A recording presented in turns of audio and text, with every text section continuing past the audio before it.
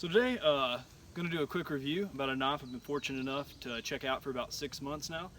This is from Sam Wilson. He is in the hollow handle market, makes some really great blades. Used it for a lot of different tasks. Got some photos I'll share later on in the video, but wanted to kind of go over some of the features as well as my impressions, and then actually show you some in-use shots. The first thing I want to say is that the leather work is impeccable. I've never made a knife, but I have made some sheaths and done some leather work, and that was the first thing that caught my eye. Yep. So the first thing is he has actually 3 layers for the welt all the way around the sheath. It makes for a really sturdy sheath. You don't have to worry about it deforming or cutting it or anything. Also, super wide belt loop that detaches with a nice snap there in case you want to put it on some webbing, and I've actually carried it on a pack that way. Another feature that's really interesting that I hadn't seen on any other sheaths is the retention strap here. For one, it has a button stud instead of a snap. I actually prefer that myself. And then this piece of shot cord here. That keeps it snug, also keeps it from cutting the sheath. When you flip it open, you can see just with a roll of the thumb, and it flips back on its own. Whereas if it's all leather, I've had some sheaths that tended to keep it right there. Then as you draw the knife, it's right in the way of the blade. So now just to go over some features of the knife. 440C, this is the S.A.F.E knife, the S-A-F-E. I'll link to that in the bottom of the video. It's seen some use. The guys over at Serpent Survival actually tested this knife before I did, and they handed it off to me. I'll link to their video as well, but you can definitely see that they beat on this thing quite a bit, really put it to use. There are some notches from ferro rods in the back. We've discussed that. We think it actually was probably the ferro rods that were just really hot and nothing to do with the blade. Quarter aft handle, nice guard all the way around, a little more prominent in the front, and then the pommel here.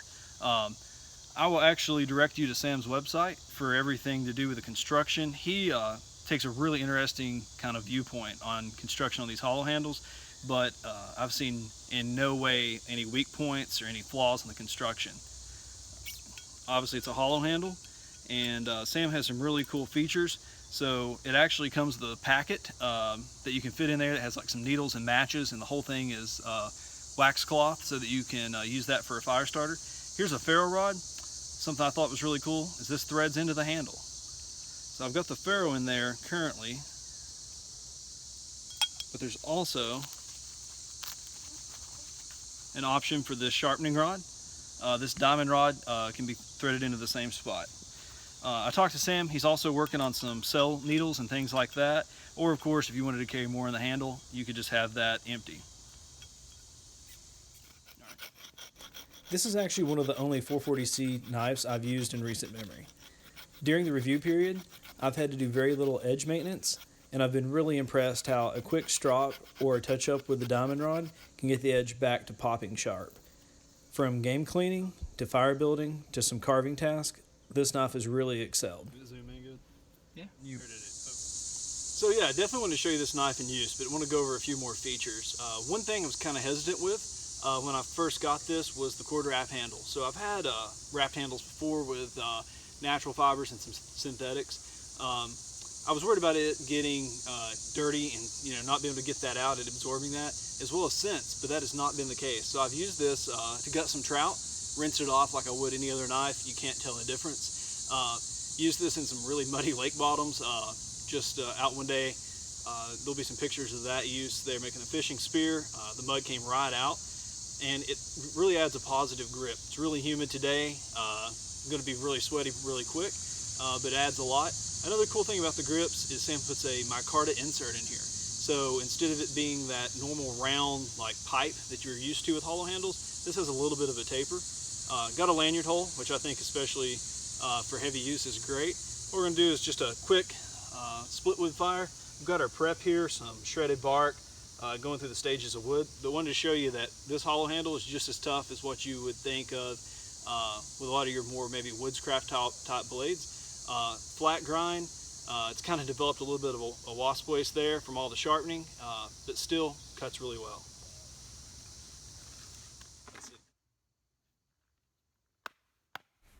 I don't want to take up this much time with just another sequence of someone doing a split wood fire. I'll add a few more observations about the knife. The first being the blade. I'm not normally a full flat grind kind of guy. Most of my knives are convex, Scandi, or even a hollow grind, but I've been really impressed with this one. The secondary bevel is just right.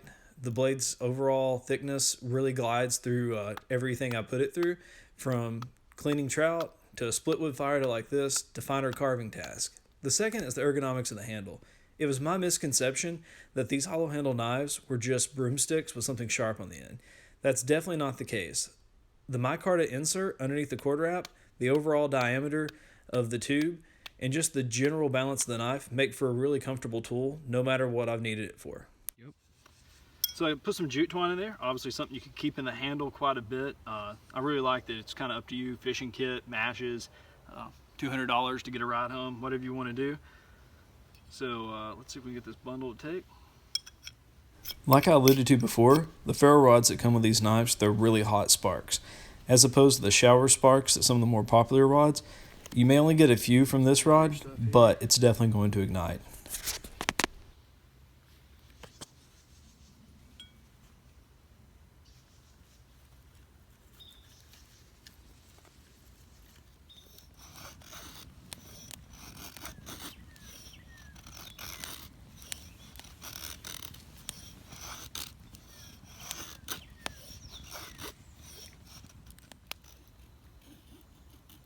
Yeah, so as you can see, a little wet, kind of had to get a rush there to get the fire going. But yeah, the Sam Wilson S.A.F.E. safe knife here, also called the safe system. Really awesome package. Sam does excellent steel work, obviously. A lot of people may kind of scoff at hollow handles and say that they're cheap, they're gimmicky, things like that, but there's a lot of really well-respected knife makers made these kind of back in the day. I will admit they've kind of fallen out of vogue, but I think there's still a group out there that really appreciates the designs, maybe the nostalgia a little bit, but also just how capable they can really be. On Sam's website, he has some videos of doing pull-ups on these things after they've been drove into a door frame. And again, I cannot overstate how excellent the leather work is. This sheath's been carried a lot, been passed around a lot of hands with the intention of testing this setup. And it's still holding up great. This could take just a second to wipe down and maybe a coat of conditioner and it would look brand new. So just wanted to say, gonna have some other videos coming out soon. Gonna do one that's on my modified Ontario machete here. Got the idea from Woodsman. I'll link to his original video. It's been out a while ago. And then Brian Sargent over at Sargent Edge Tools. He actually has one called the Machete, but his prototype had saw teeth, and that really intrigued me, so I started doing some work. Been using the heck out of this thing, really like it. Actually used it to dig the hole today for the fire. So yeah, look for some more videos coming soon, and thanks for watching.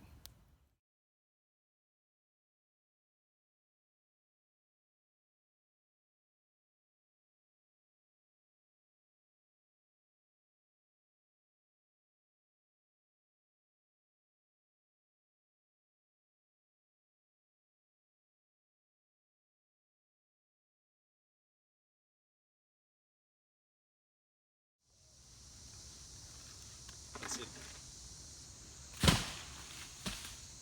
Did you get that? The sound. Oh, yeah.